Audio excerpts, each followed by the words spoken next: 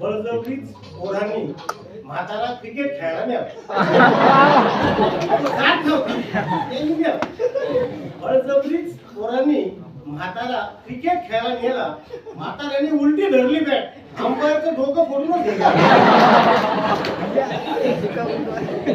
बस मध्ये बघा सगळ्या शेवटी एक खिडकी असते, त्यात लिहिलेलं असतं संकटकाली बाहेर पडायचा म्हणून. एकदा बस स्टँड वर पाहिला एक 75 वर्षाचा म्हातारा त्यातून आत शिरण्याचा प्रयत्न. निवडणुकीच्या काळात तो फुकटची इतकी पितो की ती येते रिटर्न. निवडणुकीच्या काळात तो फुकटची इतकी पितो की ती येते रिटर्न.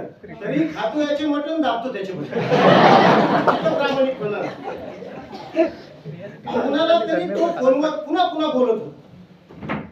कुणाला तरी फोनवर तो पुन्हा पुन्हा बोलत होता म्हणून की काय तो त्याचा पाय समजून माझाच पाय खातो. बस मध्ये भेटले नाही.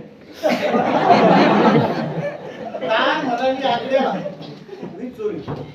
तार म्हणाली आकड्याला सरकार आता नाही म्हणत. तार म्हणाली आकड्याला सरकार आता नाही म्हणतंय. आकडा म्हणाला तारेला अगं रात्री कोण पाहते.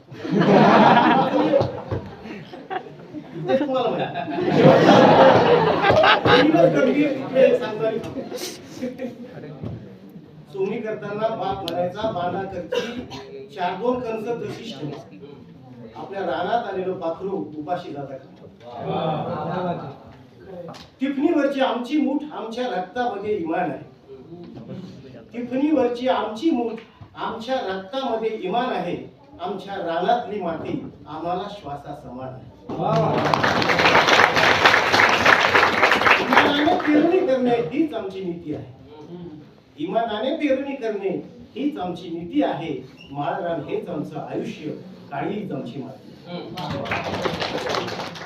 रानात गेल्यावर मला विचारतात लेकर. तर माझ्या बापासोबत लहान असताना जेव्हा मी रानात जायचो तेव्हा रान पाखराने भरलेलं असायचं. आता पाखरं दिसत नाही. रानात गेल्यावर मला विचारतात लेकर, बाबा सांगा आपल्या रानातली कुठं गेली बघा. शेवटचा तुकडा. लिहिताना चुकलं तर पुन्हा लिहिता येतं. लिहिताना चुकलं तर पुन्हा लिहिता येतं. पण पेरताना चुकलं तर वर्ष वाया.